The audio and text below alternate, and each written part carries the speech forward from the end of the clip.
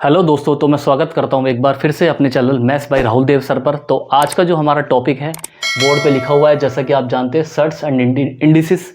इसको हिंदी में घात एवं घातांक बोलते हैं। तो आइए दोस्तों हम समझते हैं, कॉम्पिटिटिव एग्जाम के पॉइंट ऑफ व्यू से बहुत ज़्यादा इंपॉर्टेंट चैप्टर है। एडवांस मैथ का चैप्टर लिया है मैंने आज। तो आज आइए देखते हैं क्या मतलब है इस बात का। देखिए, सबसे पहले मैं आपको बिल्कुल बेसिक से बताऊंगा। अगर किसी बच्चे ने आज तक इसका नाम भी नहीं सुना होगा तो भी इस बच्चे को मैं गारंटी लेता हूँ ये चैप्टर समझ में आ जाएगा। देखिए दोस्तों, अगर मैं आपसे कहता हूं, मैं एग्जांपल लेता हूं एक। मैंने आपसे कहा कि अगर मैंने लिखा 2 गुणा 2 गुणा 2 गुणा 2 40 टाइम्स। ठीक है दोस्तों, मैंने 2 को गुणा करा 40 बार। तो इस बात को हम इस तरह से भी लिख सकते हैं। मैंने लिखा 2 और उसकी पावर 40 सॉरी दोस्तों, तो 2 की पावर 40। इस बात को हम ऐसे भी लिख सकते हैं, 2 को 40 बार गुणा करो, या फिर आप 2 की पावर 40 लिखो। 2 की पावर 40 का मतलब है 2 को आप 40 बार गुणा कर रहे हैं। यहां पे जो 2 है ये है बेस, और जो 40 है वो है पावर। तो हिंदी वाले बच्चे लिखेंगे आधार और ये घात। ओके दोस्तों, तो 2 की पावर 40। ठीक है दोस्तों, इसको हम इंडेक्स के नाम से भी जानते हैं, इंडेक्स के नाम से। तो यहां पे 2 की पावर 40 का मतलब क्या है, 2 को हमने 40 बार गुणा किया है। ठीक है दोस्तों, तो इसके कुछ लॉज होते हैं। तो आज हम पहले लॉज पढ़ेंगे, लॉज ऑफ इंडिसेस पढ़ेंगे आज हम। पहले हम इंडिसेस पढ़ेंगे जो आसान है सर्ट से। तो लॉज ऑफ इंडिसेस पढ़ेंगे आज हम, उसके बाद हम इस पर सवाल करेंगे। आइए दोस्तों, आज हम देखते हैं पहले लॉज ऑफ इंडिसेस। देखिए दोस्तों, लॉज ऑफ इंडिसेस में पहला लॉ क्या कहता है, अगर मैं कहता हूं ए गुणा ए एन टाइम्स, तो इस बात का क्या मतलब होगा दोस्तों, मैंने ए को गुणा किया एन बार। तो मैं इस बात को क्या लिख सकता हूं, मैंने अभी आपको बताया था एग्जांपल लेकर, ए की पावर एन। ठीक है दोस्तों, इस बात का क्या मतलब है, ए को गुणा कर रहे हैं हम एन बार। ये इसका पहला लॉ है। दूसरा लॉ कहता है, यदि मैं गुणा करता हूं ए की पावर एम को ए की पावर एन से। ध्यान से समझिएगा दोस्तों, यहां पे क्या है, बेस सेम है, यहां भी ए है, यहां भी ए है, बीच में मल्टीप्लाई का साइन है, यहां पे एम है और यहां पे एन है। अगर बेस सेम है और बीच में मल्टीप्लाई का साइन है तो हम पावर को ऐड कर देते हैं। तो हम लिख सकते हैं ए की पावर एम प्लस एन। मैं आपको इसका एग्जांपल देना चाहता हूं। अगर मैंने आपसे कहा कि 2 की पावर 2 गुणा 2 की पावर 3, इस बात का क्या मतलब है, तो देखिए दोस्तों, यहाँ भी 2 है, यहाँ भी 2 है, बेस सेम है, बीच में मल्टीप्लाई का साइन है, तो आप कहेंगे 2 की पावर 2 प्लस 3 5, और 2 की पावर 5 क्या होता है, 32 मतलब 2 को 5 बार गुणा करना। ठीक है दोस्तों, तो मुझे उम्मीद है आपको ये 2 लॉ समझ में आए होंगे। तीसरे लॉ की तरफ चलते हैं। अगर मैंने आपसे कहा ए की पावर एम को डिवाइड करना है ए की पावर एन से। देखिए दोस्तों, ये लॉ क्या कहता है, यहां पे बेस सेम है, यहां भी ए है, यहां भी ए है, लेकिन बीच में गुणा ना होकर भाग का निशान है। तो जब भी भाग आता है तो हम क्या करते हैं, पावर को माइनस कर देते हैं, तो m माइनस एन हो जाएगा। ठीक है दोस्तों, यहां पे 3 कंडीशन आती है। अगर m बड़ा है n से तो क्या होगा, तो होगा आपका a की पावर m माइनस एन। ठीक है दोस्तों, अगर आपका n बड़ा है, अगर मैं आपसे कहता हूं कि n बड़ा है m से, तो आपका इस केस में क्या हो जाएगा, n बड़ा हो जाएगा m से, तो हम इसको लिखेंगे 1/a की पावर n माइनस m।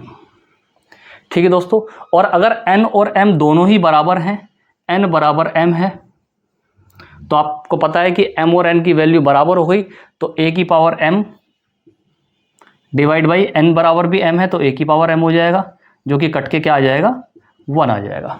ठीक है दोस्तों, तो मुझे उम्मीद है आपको ये 3 लॉ समझ में आए होंगे। आइए आगे चलते हैं और कुछ और लॉस डिस्कस करते हैं।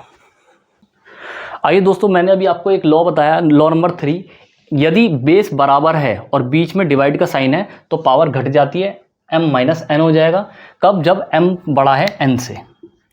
दूसरा केस क्या है, यहाँ पे अगर n बड़ा है m से तो 1/n माइनस m हो जाएगा, और दोनों बराबर हैं तो 1 हो जाएगा। ठीक है दोस्तों, इसको मैं एक एग्जांपल से आपको समझाना चाहूँगा जिससे कि आपको चीज़ें और क्लियर हो। मैंने आपसे कहा कि 2 की पावर 5 को डिवाइड करना है 2 की पावर 3 से। ठीक है दोस्तों, तो ये कैसे हुआ? तो आप कहेंगे सर 5 यहाँ पे बेस बराबर है, 5 में से 3 गया 2, तो 2 की पावर 2 आ जाएगा, मतलब 4 आ जाएगा। अब एक्चुअल में ये हुआ कैसे? आपको पता है 2 की पावर 5 क्या होता है? डिवाइड, यहाँ पे लिखेंगे 2 की पावर 5 डिवाइड बाई 2 की पावर 3। इस बात का मतलब यही है। ठीक है दोस्तों, यहाँ पे 2 की पावर 5 का मतलब क्या होता है? 2 गुणा 2 गुणा 2 गुणा 2 गुणा 2, मतलब 2 की 5 बार गुणा करना, उसको डिवाइड करना है फिर किससे? 2 की पावर 3 से। 2 की पावर 3 का मतलब क्या होता है? 2 गुणा 2 गुणा 2। तो आप देख रहे हैं यहाँ पे 3 2 से 3 2 कट जाएंगे, तो लास्ट में आपके पास क्या बचा? 2 की पावर 2 मतलब 4। तो इसलिए दोस्तों हम पावर को घटा देते हैं जब बेस सेम होता है और बीच में मल्टीप्लाई होता है। तो मुझे उम्मीद है आपको ये बात समझ में आई होगी। इसी तरह से दोस्तों मैं अगर आपसे कहता हूँ कि मैंने आपसे कहा 2 की पावर 2 को डिवाइड करना है 2 की पावर 3 से। देखिए दोस्तों, यहाँ पे अभी मियाँ वाला रूल समझ रहे हैं, यहाँ पे पावर छोटी है, मतलब यहाँ पे m छोटा है n से, तो हम इसको कैसे लिख सकते हैं? 2 की पावर 2 डिवाइड बाई 2 की पावर 3। तो 2 की पावर 2 का मतलब होता है 2 गुणा 2, और 2 की पावर 3 का मतलब होता है 2 गुणा 2 गुणा 2। तो यहाँ पे 2 2 से 2 2 कट जाएगा, तो नीचे क्या बचा? 2 की पावर 1 बचा, जो कि 1/2 होता है।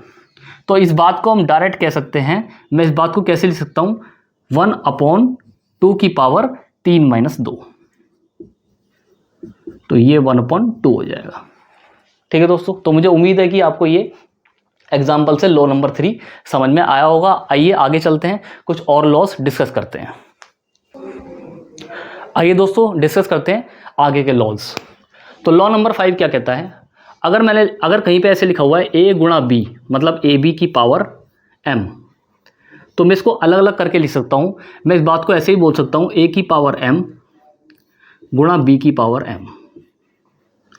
जैसे कि एग्जाम्पल के लिए मैं आपको बोलता हूँ 6 की पावर 2 है। यदि अगर मैं कहता हूँ 6 की पावर 2 है, तो 6 को मैं क्या ऐसे लिख सकता हूँ? 2 गुणा 3, 2 गुणा 3 भी 6 होता है, और उस पूरे की पावर कितनी है? 2 है। ठीक है दोस्तों, तो इसको हम अलग अलग करके लिख सकते हैं। यहाँ पे 2 गुणा 3 की पावर 2 है, तो इस लॉ के अकॉर्डिंग यहाँ पे अलग अलग करके लिखेंगे तो 2 की पावर 2 गुणा 3 की पावर 2 आएगा।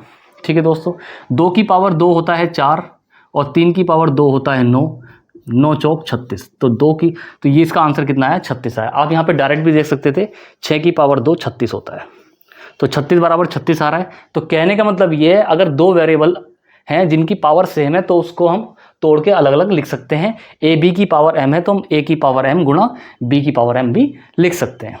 ये मल्टीप्लाई वाला रूल था। इसी तरह से डिवाइड में भी एक रूल होता है, नंबर 6। यदि मैं कहता हूँ a बटा b की पावर m, दोनों की पावर m है, तो इस बात को हम अलग अलग करके भी लिख सकते हैं। हम यहाँ पे कह सकते हैं a की पावर भी m है डिवाइड बाई b की पावर भी m है। ठीक है दोस्तों, इस बात को मैं आपको एक एग्जांपल से समझाता हूँ। मैंने लिखा 2/3 की पावर 3, तो 2/3 की पावर 3 है, मतलब दोनों की पावर 3 है। इसका मतलब मैं इसको अलग अलग करके लिख सकता हूँ इस रूल के अकॉर्डिंग कि 2 की पावर भी 3 है यहाँ पे, और यहाँ पे 3 की पावर भी 3 है।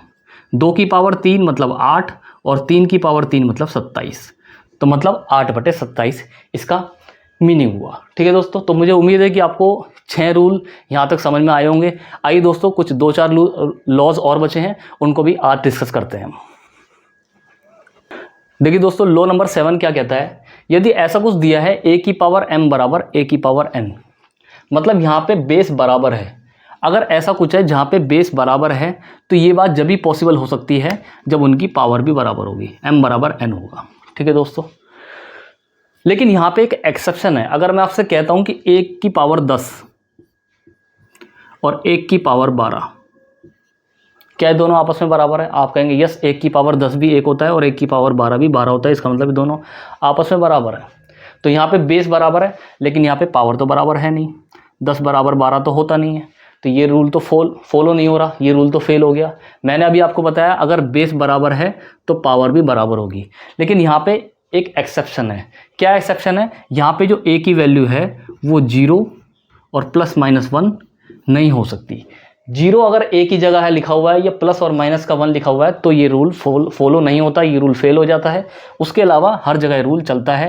मैं आपको दोबारा से बता देता हूँ, ए की पावर m बराबर ए की पावर n लिख रहा है, जहाँ पे बेस बराबर है। ये जब भी पॉसिबल होगा जब पावर बराबर होगी। अगर बेस बराबर है तो पावर भी बराबर होगी, तो m बराबर n हो जाएगा।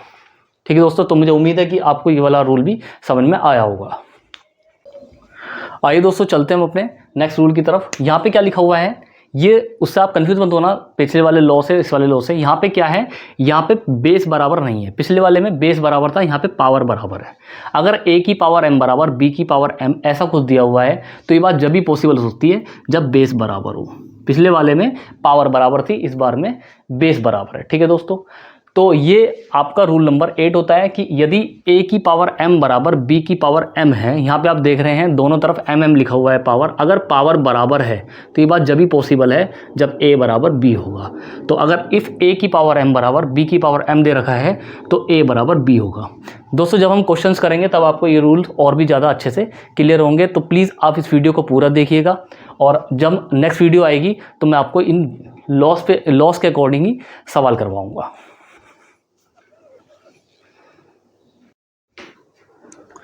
आइए दोस्तों बढ़ते हैं अपने नेक्स्ट लॉ पे, लॉ नंबर 9।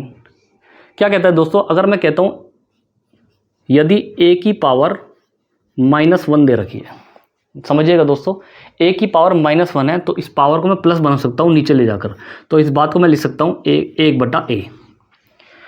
ठीक है दोस्तों, अगर कुछ ऐसा लिखा हुआ है कि 1/2 की पावर -3, तो मैं इसको ऊपर ले जाके प्लस बना सकता हूँ। मतलब ये क्या लिख रहा है, 2 की पावर 3 लिख रहा है। ऊपर जाके पावर प्लस हो जाती है और ऐसे ही इसका उल्टा भी ट्रू है। तो 2 की पावर 3 कितना होता है, 8 होता है।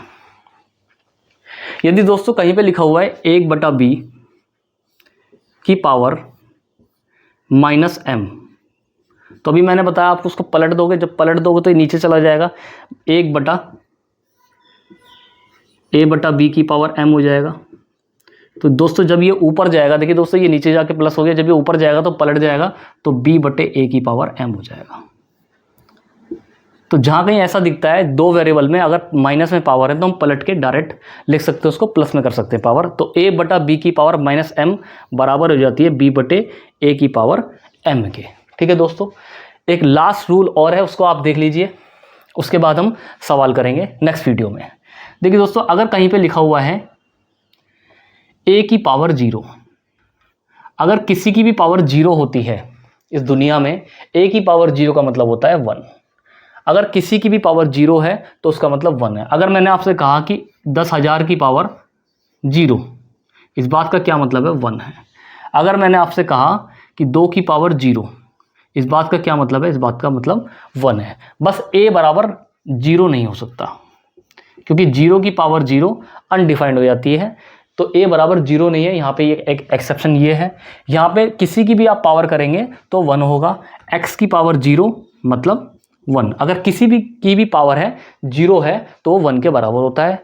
तो दोस्तों आज हमने जो डिस्कस करे हैं, लॉ ऑफ इंडिसेस डिस्कस करे हैं, तो मुझे उम्मीद है कि आपको ये वीडियो पसंद आएगी, अच्छी लगेगी। अगर अच्छी लगे तो प्लीज़ वीडियो को लाइक कीजिए, कमेंट्स कीजिए और अपने दोस्तों में शेयर कीजिए। और नेक्स्ट वीडियो में हम इन्हीं लॉज के ऊपर सवाल करेंगे। Thank you so much.